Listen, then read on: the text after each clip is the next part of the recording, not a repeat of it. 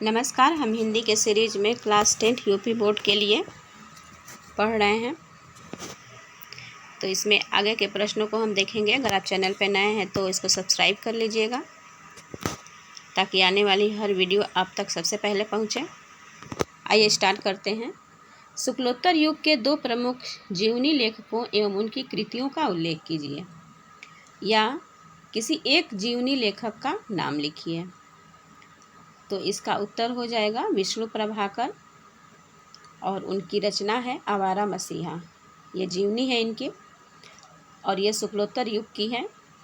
और दूसरा है रामविलास शर्मा, और इनकी जीवनी का नाम है निराला की साहित्य साधना। नेक्स्ट प्रश्न है, कलम का सिपाही किस साहित्यकार की जीवनी है? आपको बताना है कि कलम का सिपाही किस साहित्यकार की जीवनी है।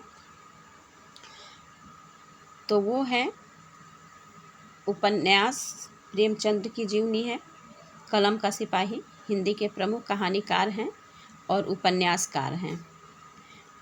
प्रेमचंद, उन्हीं की जीवनी है कलम का सिपाही। नेक्स्ट क्वेश्चन है, जीवनी और आत्मकथा में अंतर बताना है। जीवनी और आत्मकथा में क्या अंतर है? तो देखिए, जीवनी में किसी अन्य व्यक्ति के जीवनी की घटनाओं का वर्णन होता है, जबकि आत्मकथा में लेखक स्वयं अपने जीवन की कथा पाठकों के समक्ष आत्मीयता के साथ प्रस्तुत करता है। तो जीवनी और आत्मकथा में यही अंतर है कि जीवनी में किसी अन्य व्यक्ति की जीवनी की घटनाओं का वर्णन होता है और आत्मकथन में लेखक स्वयं अपने जीवन की कथा का वर्णन करता है। नेक्स्ट क्वेश्चन है, हिंदी के दो प्रमुख आत्मकथा लेखकों के नाम लिखिए, या आत्मकथा विधा के एक प्रसिद्ध लेखक का नाम लिखिए। तो आत्मकथा लेखक हैं, आत्मकथा इनका वो है श्याम सुंदर दास जी का, और वियोगी हरि डॉक्टर राजेंद्र प्रसाद, बाबू गुलाब राय पांडे, बेचन शर्मा, उग्र हरिवंश राय बच्चन आदि श्रेष्ठ आत्मकथा लेखक हैं। आत्मकथा लेखक कौन कौन से हैं? श्याम सुंदर दास, वियोगी हरि, डॉक्टर राजेंद्र प्रसाद, बाबू गुलाब राय पांडे, बेचन शर्मा, उग्र हरिवंश राय बच्चन, ये आत्मकथा लेखक हैं। डॉक्टर हरिवंश राय बच्चन की आत्मकथा 4 खंडों में विभक्त है। ये याद रखिएगा कि हरिवंश राय बच्चन की आत्मकथा कितने खंडों में विभक्त है? तो 4 खंडों में विभक्त है। क्या भूलूं क्या याद करूं पहला है। दूसरा है कि नीड़ का निर्माण फिर। तीसरा है बसेरे से दूर, और चौथा है प्रवास की डायरी। अगला क्वेश्चन है, हिंदी की किसी प्रेरणाप्रद आत्मकथा का नाम लिखिए। ऐसी आत्मकथा का नाम लिखिए जो प्रेरणाप्रद हो। तो वो है डॉक्टर राजेंद्र प्रसाद द्वारा लिखित मेरी आत्मकथा। यह हिंदी की प्रेरणाप्रद आत्मकथा है। नेक्स्ट क्वेश्चन है,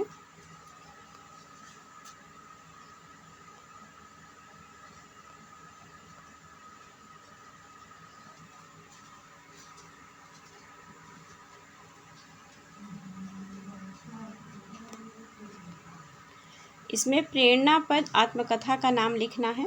तो डॉक्टर राजेंद्र प्रसाद द्वारा मेरी आत्मकथा, यह प्रेरणात्मक आत्मकथा है।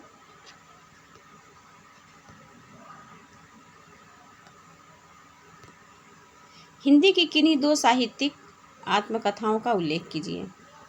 तो साहित्यिक आत्मकथा का उल्लेख करना है तो वो है पांडेय बेचन शर्मा उग्र की आत्मकथा, और उसका नाम है अपनी खबर, और हरिवंश राय बच्चन की आत्मकथा क्या भूलूं क्या याद करूं। हरिवंश राय जी का आत्मकथा क्या भूलूं क्या याद करूं, और पांडेय बेचन शर्मा उर्फ उग्र की आत्मकथा है अपनी खबर, और हरिवंश राय बच्चन की आत्मकथा 4 खंडों में विभक्त है। ऊपर हमने पढ़ा था अभी।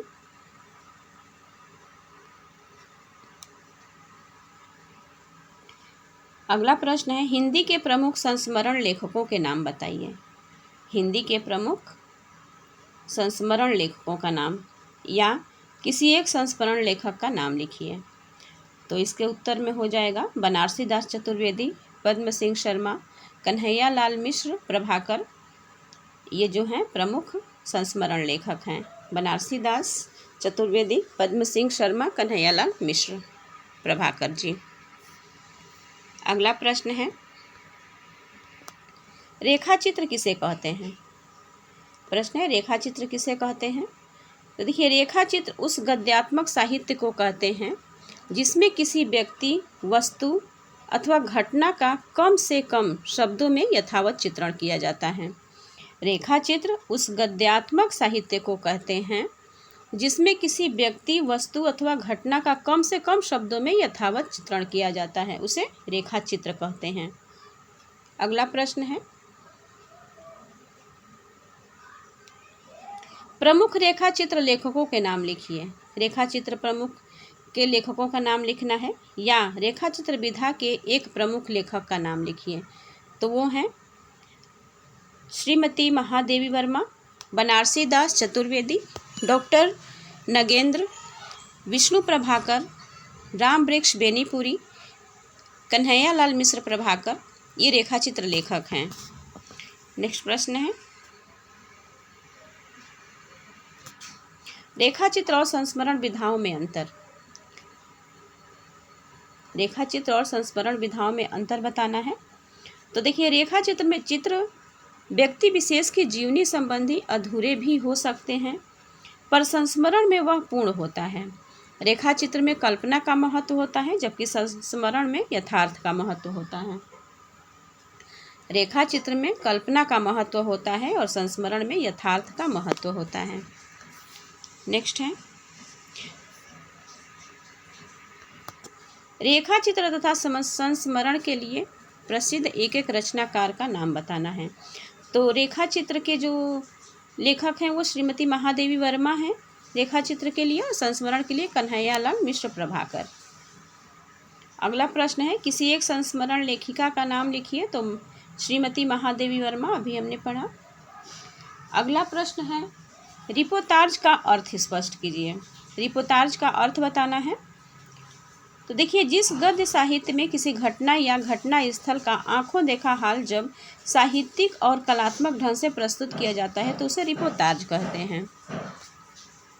जब किसी गद्य साहित्य में किसी घटना या घटना स्थल का आंखों देखा हाल जब साहित्यिक और कलात्मक ढंग से उसको प्रस्तुत किया जाता है तो वो रिपोर्ताज कहलाता है।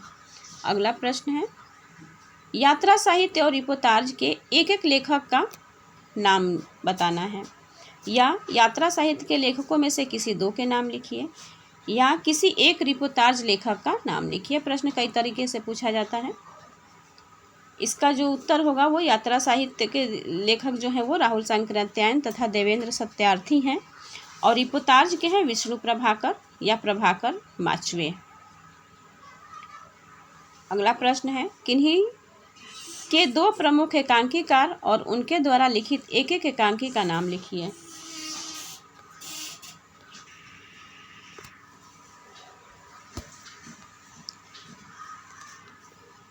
या दीपदान एकांकी के लेखक का नाम लिखिए। तो इसका उत्तर हो जाएगा डॉक्टर राम कुमार वर्मा। दीपदान तथा उपेंद्र नाथ अश्क तौलिया दो प्रकार एकांकीकार और उनकी रचनाएं हैं। डॉक्टर राम कुमार वर्मा की है दीपदान और उपेंद्र नाथ अश्क की है तौलिया दो प्रकार। नेक्स्ट है, किन्हीं के दो प्रमुख डायरी लेखक और उनके द्वारा लिखित डायरी के नाम बताइए।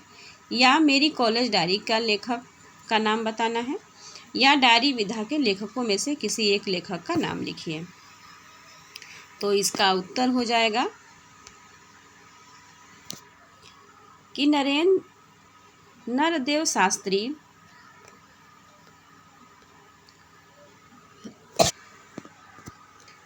वेद तीर्थ को प्रथम डायरी लेखक माना जाता है, और इनकी रचना का नाम देवेंद्र शास्त्री देवतीर्थ की जेल डायरी है।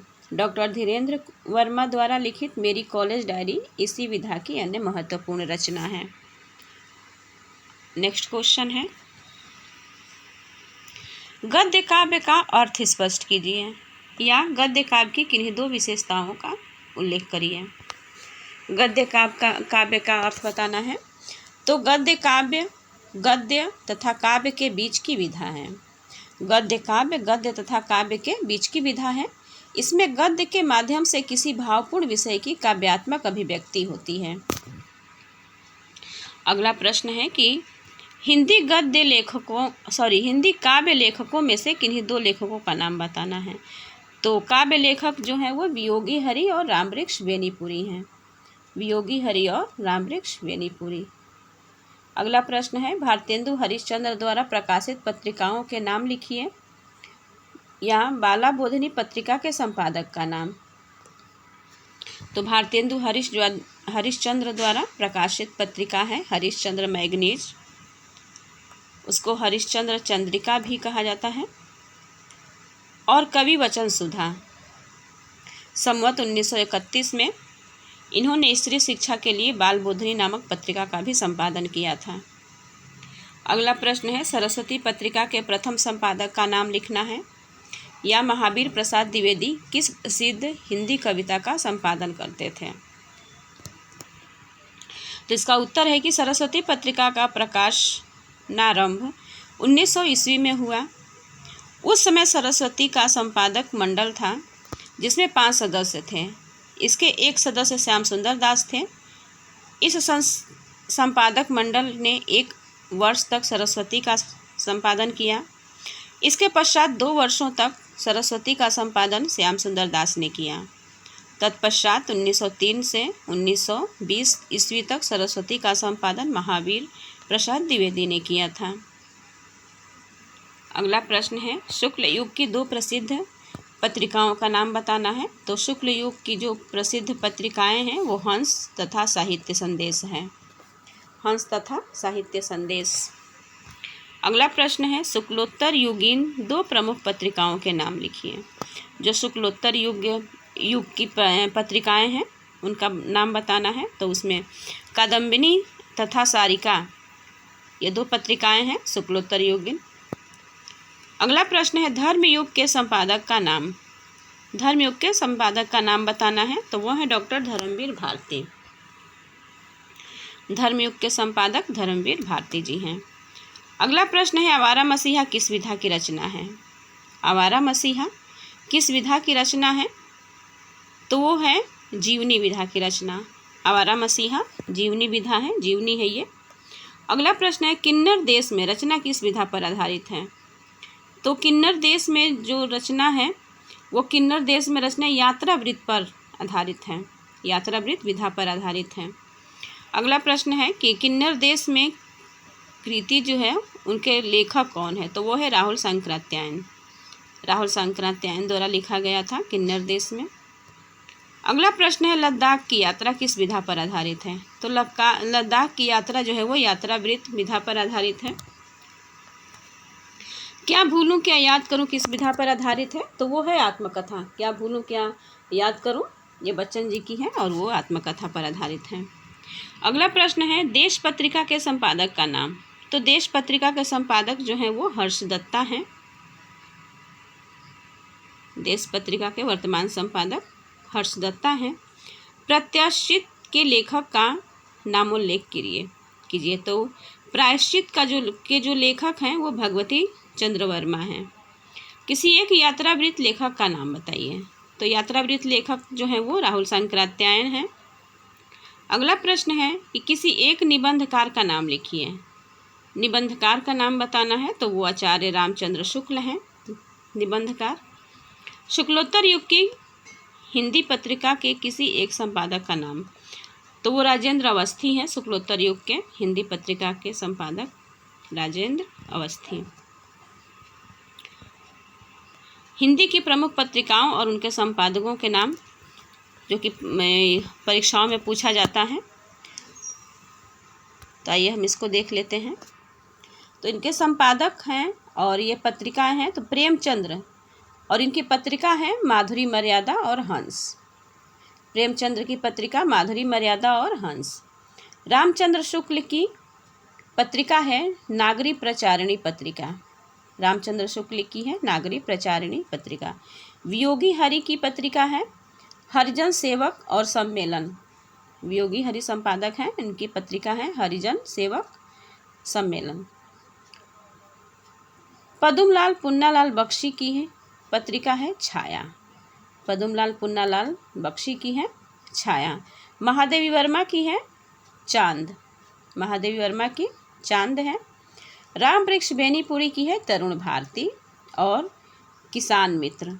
रामवृक्ष बेनीपुरी की है तरुण भारती, किसान मित्र, योगी, हिमालय, बालक, कर्मवीर, युवक और नई धारा, ये इनकी पत्रिकाएं हैं। अगला प्रश्न है, अगला है श्री राम शर्मा की पत्रिका है विशाल भारत। श्री राम शर्मा की है विशाल भारत। अंबिका प्रसाद गुप्त की है हिंदू। अंबिका प्रसाद गुप्त की है हिंदू। और माखनलाल चतुर्वेदी की कर्मवीर। माखनलाल चतुर्वेदी की है कर्मवीर।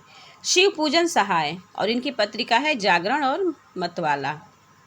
गणेश शंकर विद्यार्थी की है प्रताप। बनारसी दास चतुर्वेदी की है विशाल भारत। बनारसी दास चतुर्वेदी की है विशाल भारत, पत्रिका का नाम है इनके। सूर्यकांत त्रिपाठी निराला की है सुधा और मतवाला। राजेंद्र अवस्थी की है कादम्बिनी। इसमें रचना लेखक से संबंधित कुछ प्रश्न हैं, उसको हम देखेंगे। इसके प्रश्न है कि निम्नलिखित गद्य विधाओं में से किसी एक विधा की प्रसिद्ध लेखक का नाम बताइए और उसकी कृति का उल्लेख करिए। तो ये बहुत पूछा जाता है, विधा लेखक ये जो विधा है वो किस लेखक की है या किस उनकी उसमें कृति क्या है, तो वो हम देख लेंगे। देखिए, गद्य गीत जो है विधा है गद्य गीत और इसके लेखक हैं राय कृष्ण दास। विधा गद्य गीत की विधा है, गद्य गीत की विधा, और इसके लेखक कौन है? राय कृष्ण दास। और उनकी कृति है साधना, छायापथ और प्रवाल। जीवनी विधा की रचना है और इसके लेखक हैं विष्णु प्रभाकर और इनकी कृति है आवारा मसीहा। आत्मकथा राहुल शंकरात्यायन है और इनकी कृति है मेरी जीवन यात्रा। यात्रा साहित्य राहुल शंकरात्यायन का और यात्रा के पन्ने। गद्य काव्य माखनलाल चतुर्वेदी इसके लेखक हैं, गद्य काव्य विधा के, और इसकी कृति है साहित्य देवता।